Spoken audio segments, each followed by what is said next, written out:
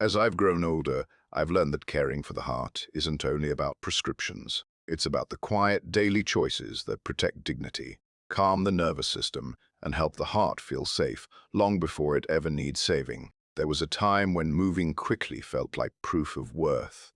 Days were measured by how much could be done, how many tasks could be crossed off, how little rest was needed to keep going. Speed carried a quiet pride. It suggested usefulness, strength, and relevance.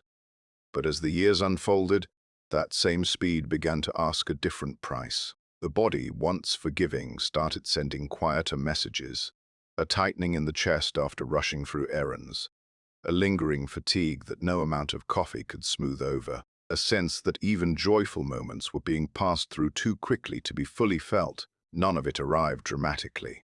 It came slowly, like a gentle hand on the shoulder, asking for attention. Slowing down did not begin as a grand decision. It started in small moments of resistance, choosing to sit instead of standing while waiting, allowing an errand to stretch across the afternoon instead of forcing it into a narrow window, pausing before answering a phone call, just long enough to take a breath. These moments felt almost uncomfortable at first, as though something important was being neglected. But over time, they revealed something else entirely. A slower pace did not mean doing less with life. It meant doing fewer things at once. It meant allowing the heart to beat without urgency, without the constant background pressure of the next obligation. It meant letting the body lead instead of dragging it forward by habit alone. There is a quiet dignity in listening to limits. Not the kind imposed by fear, but the kind revealed by experience. Limits that say, this is enough for today, without apology. Limits that protect rather than confine. For many years, limits was something to overcome. Now, they became something to respect. The world rarely encourages this shift. Everything moves faster, louder, more insistently. Even rest is often framed as something to earn. But the heart does not respond well to being treated as an afterthought. It thrives in steadiness. It responds to rhythm, not pressure. Choosing a kinder pace required letting go of the belief that urgency equals importance. Many things once thought urgent quietly lost their power when approached more slowly. Some demands dissolved entirely, others revealed themselves as negotiable, flexible, or unnecessary. What remained mattered more, not less. Morning routines softened.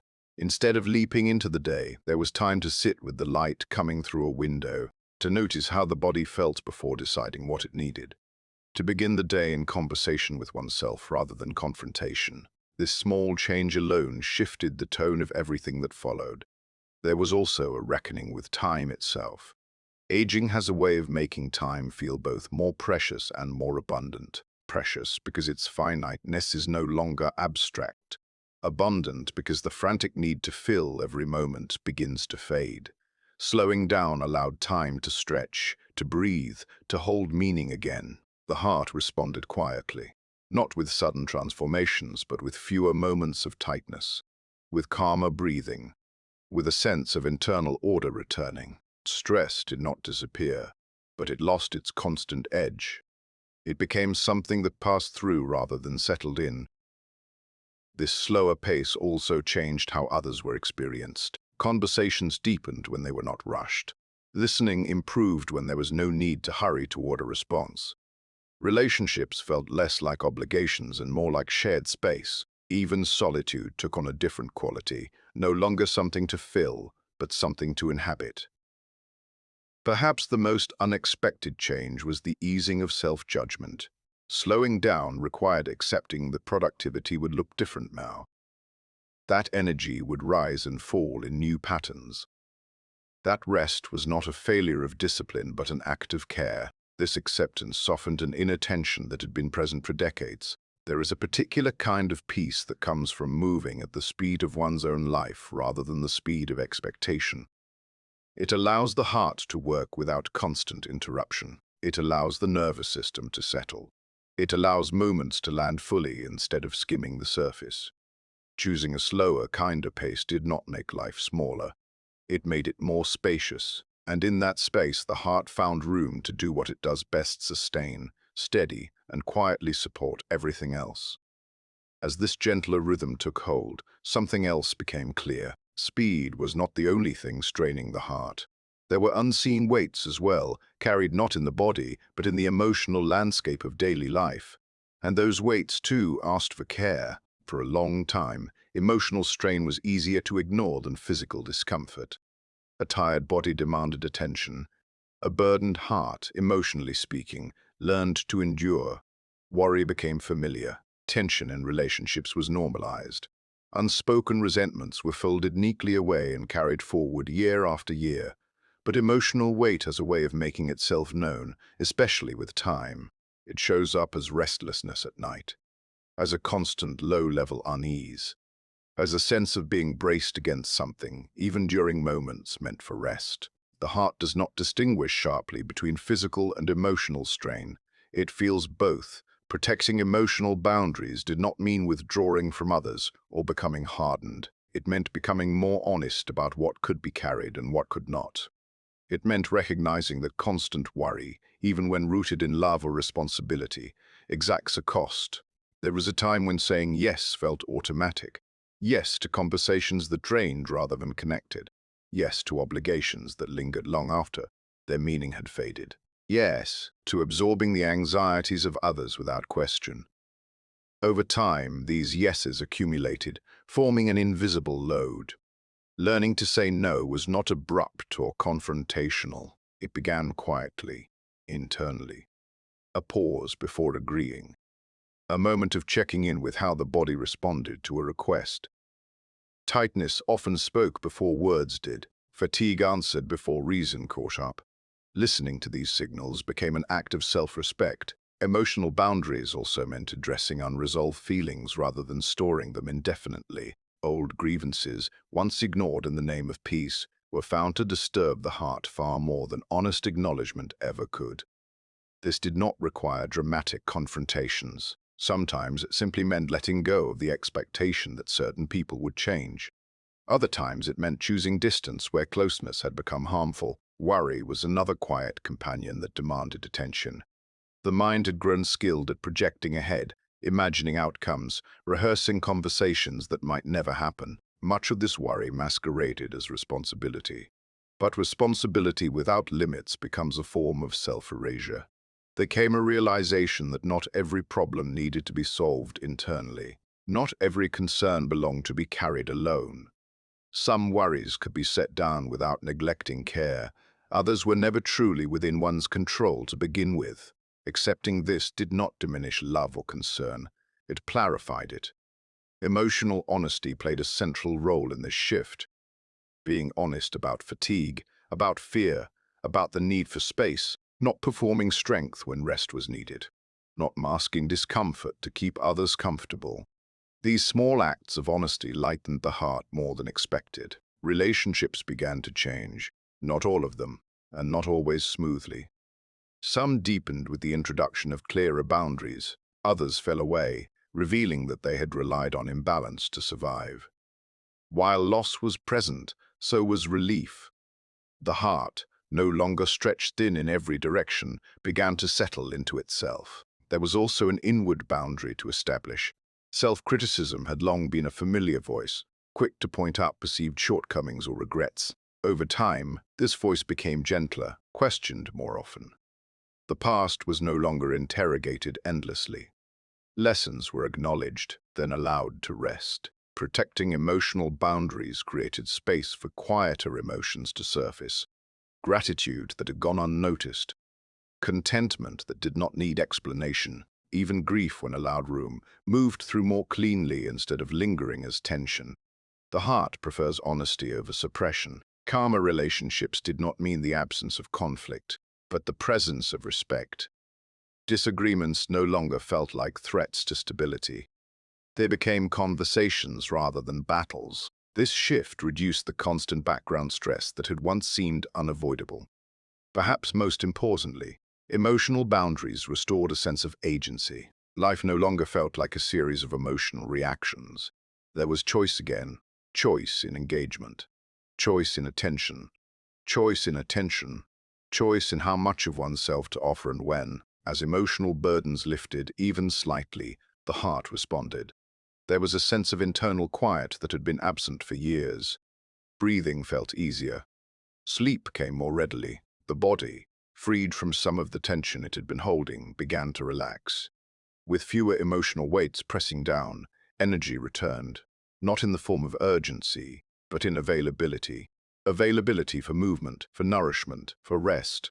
The foundation had been laid, and from that steadier place, attention naturally turned toward how the body itself could be supported with the same gentleness now offered to the heart. Once life slowed and emotional weight lightened, the body began to feel less like something to manage and more like something to accompany. Movement, which had once been framed around goals, discipline, or correction, quietly asked to be reimagined. There was a time when movement meant pushing. Pushing through discomfort, pushing past fatigue, pushing toward a version of health defined by numbers, comparisons, or expectations set long ago. That approach had its season, but the body no longer responded to it with gratitude. Instead, it answered with resistance, stiffness, or exhaustion that lingered longer than before. The shift toward gentler movement did not begin with a plan. It began with curiosity. What happens if movement is treated as conversation instead of command? What if the body is invited rather than instructed? The first changes were modest. A walk that followed interest instead of distance, stretching that lingered where it felt relieving rather than where it felt productive. Choosing stairs some days, avoiding them on others without judgment attached. These choices did not announce themselves as progress, yet they carried a quiet consistency that mattered more. Consistency, it turned out, did not require intensity. It required kindness. When movement felt approachable, it happened more often. When it was framed as care rather than correction, it became something to return to instead of something to recover from. There is a rhythm the body remembers when movement is steady and respectful. Joints loosen more easily. Muscles warm without protest. Breathing finds a natural cadence. The heart responds not by racing, but by settling into a reliable, supportive beat. This kind of movement supports the heart not through exertion, but through reassurance. Daily life offered more opportunities than expected. Reaching, bending, carrying, turning these small motions, when done with awareness, became meaningful. Gardening, tidying, walking through a store, standing to prepare a meal. None of it needed to be framed as exercise to be beneficial. It simply needed presence. Letting go of punishment-based movement also meant letting go of guilt. Missing a day no longer required compensation. Rest days were no longer treated as failures. The body was allowed to have seasons, just as life does. Some weeks felt stronger, others quieter. Both were accepted. This acceptance created trust. The body began to trust that it would not be pushed beyond reason. In return, it offered greater willingness. Movement became less about willpower and more about relationship, and relationships thrive on respect. There was also a renewed awareness of balance. Not just physical balance, but balance between effort and ease. Moving enough to feel alive, but not so much that recovery became a struggle. This balance shifted with age, with weather, with emotional state. Paying attention to these shifts became part of the practice. The heart, in particular, responded to movement that was regular but not abrupt. Sudden strain was avoided. Instead, there was a gentle build into activity, a soft landing afterward. This approach felt protective rather than demanding, as though the heart were being accompanied rather than tested. Over time, movement became a way of staying connected to the present moment. The feel of feet on the ground, the sway of arms while walking, the stretch of the spine when reaching upward. These sensations anchored attention in the body rather than in worry or memory. In this way, movement supported emotional calm as much as physical steadiness. There was also a quiet joy that returned, not the exhilaration of achievement, but the satisfaction of inhabiting one's body comfortably, feeling capable without needing to prove it, feeling alive without needing to perform. As movement settled into this gentler rhythm, another relationship asked for the same reconsideration: food. Long entangled with rules, fears, and conflicting advice, was ready to be approached with the same respect and calm that movement had found. Food has always carried more than nourishment. It carries memory, culture, comfort, and sometimes control. Over the years, it had also accumulated a heavy layer of worry. Worry about doing it wrong. Worry about consequences. Worry shaped by changing guidance and loud opinions. There was a time when eating felt like a negotiation. Every choice questioned, every appetite examined. Enjoyment often arrived paired with guilt. Meals were no longer simply meals. They were decisions with moral weight attached. This tension quietly followed the heart, meal after meal. The shift toward eating with awareness rather than fear did not begin with rules. It began with relief. Relief from constant vigilance. Relief from needing every bite to justify itself. Relief from believing that perfection was required for well-being. Awareness is quieter than fear. Fear rushes. Awareness listens. Eating with awareness meant noticing hunger before it became urgency. It meant recognizing fullness without judgment. It meant allowing satisfaction to matter again. Meals slowed, much like life had.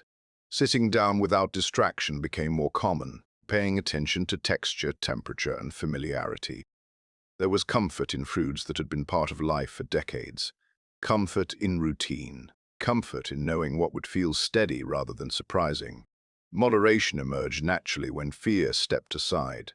Without the pressure of restriction, extremes lost their appeal. Portions adjusted themselves over time. Cravings softened when they were acknowledged rather than resisted. The body, when trusted, offered clearer signals. There was also a return to regularity. Skipping meals, once justified by busyness or control, lost its logic. The heart prefers steadiness. Regular nourishment supported stable energy, calmer moods, and fewer swings that left the body feeling unsettled. Food became less about reacting to advice and more about responding to personal experience. How did certain meals feel afterward? Which combinations supported energy rather than heaviness? Which routines made evenings calmer and mornings easier? These questions replaced rigid rules. Enjoyment was allowed back in. Not indulgence without thought, but pleasure without shame. Sharing meals regained meaning. The social aspect of eating mattered again. Conversation, laughter, familiarity, these elements nourished something deeper than the body alone. There was also gentleness toward appetite changes. Some days required less, others more. Aging had shifted needs, and honoring that shift reduced internal conflict. The heart benefited from this calm acceptance. Stress at the table had once tightened the chest. Now, meals became grounding rather than activating. Fear had once convinced that vigilance was protection. But over time, it became clear that constant tension was its own burden. Awareness offered protection without strain. It allowed choice without pressure. Eating with awareness supported the heart not through perfection, but through peace. Blood pressure was not mentioned. Numbers were not chased. Instead, the nervous system settled. Digestion improved simply because eating no longer felt like a test. As this calmer relationship with food took root, the body felt more supported throughout the day. Energy arrived more evenly. Evenings became less restless, and with steadier nourishment and gentler movement in place, the final support revealed itself naturally, not as an afterthought, but as a foundation that held everything else together. Rest, long postponed or negotiated, was ready to take its rightful place. For most of life, rest had been conditional. It was something granted after effort, something earned through exhaustion, something postponed until everything else was finished. Even then, it was often incomplete, interrupted by worry, guilt, or the sense that something more should be done. As the years passed, it became clear that this arrangement was no longer sustainable. The body no longer recovered as quickly from nights cut short or days stretched too thin. The heart, steady and loyal, began asking for something it had long been denied: regular, unquestioned rest. Letting rest become non-negotiable did not happen overnight. It required unlearning decades of messages that equated rest with laziness or irrelevance. It required recognizing that fatigue was not a personal failure, but a form of communication. The body was not asking for less life. It was asking for space within it. Sleep was the first place this shift was felt. Not just the number of hours, but the quality of surrender at night. Going to bed no longer meant collapsing. It meant preparing. Lights softened earlier. Conversations slowed. The day was allowed to close gently instead of being forced into silence. There was an acceptance that some nights would be restless, and that fighting those nights only made them longer. Rest became something broader than sleep alone. It included quiet mornings, unstructured afternoons, and moments of stillness that once felt unproductive. Mental rest proved just as important. The mind, long trained to stay alert, learned to loosen its grip. Not every thought needed resolution before sleep. Not every concern needed rehearsal. Some could be acknowledged and then set aside, trusting that clarity often arrives after rest, not before it. Silence took on new meaning, not the awkward silence that demands filling, but the kind that holds space. Sitting without input, no television, no phone, no conversation initially felt unfamiliar. Over time, it became restorative. The heart responded well to this quiet. It slowed naturally, without instruction. Rest also reshaped the relationship with time. Days were no longer measured solely by output. They were felt instead. A good day was one that allowed for pauses, even if fewer tasks were completed. This shift softened the constant sense of urgency that had once followed everywhere. There was also permission granted to stop earlier, to leave before exhaustion set in, to end conversations when energy waned, to say, "That's enough for today," without explanation. These small acts of self-trust protected the heart more than any last-minute endurance ever had. The body, when consistently rested, revealed a different kind of strength. Not the sharp strength of pushing through, but the reliable strength of resilience. Muscles recovered more fully.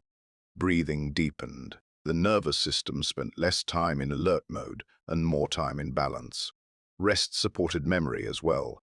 Thoughts felt less scattered. Focus returned more easily. Emotional reactions softened. Situations that once triggered immediate tension were met with steadier responses. The heart benefited from this calm predictability. There was a deeper emotional layer to rest that had long been overlooked. Rest required believing that one was worthy of care without justification. That value did not diminish with age. That presence alone was enough. This belief took time to settle, but when it did, it brought a profound sense of peace. Letting rest be non-negotiable also meant releasing comparison. Others' schedules, energy levels, and expectations no longer dictated what was reasonable. The body's rhythm became the guide. Some days allowed more activity, others less. Both were respected. Grief surfaced occasionally in this stillness. Grief for former energy, former roles, former speed. But rest made room for grief to move through instead of hardening into tension. The heart prefers honesty to resistance. In resting, even loss was allowed to breathe. There was comfort in routine. Going to bed at similar times. Waking without alarms when possible. Building gentle rituals that signaled safety to the body. These routines acted as anchors, reminding the heart that it was supported. Over time, rest no longer felt like an interruption to life. It felt like the structure holding it together. Everything else, movement, nourishment, emotional connection, settled more naturally when rest was protected. The heart, no longer overstimulated or neglected, worked with quiet efficiency. Perhaps the most important realization was this: rest is not the absence of engagement. It is a different form of participation. By resting, one remains present for what matters longer. By resting, independence is preserved rather than eroded. By resting, dignity is honored. As the years continue, there is no return to the pace or expectations of the past. And there does not need to be. The heart does not ask for ambition. It asks for steadiness. It asks for care that is consistent, not heroic. In choosing a slower pace, protecting emotional boundaries, moving gently, eating with awareness, and finally letting rest stand firm, the heart is supported not through intervention, but through understanding. These choices are quiet. They rarely draw attention, but they shape days, years, and the quality of living in ways no pill ever fully could. And in that quiet support, something precious is preserved, not just the rhythm of the heart, but the peace that allows it to keep going.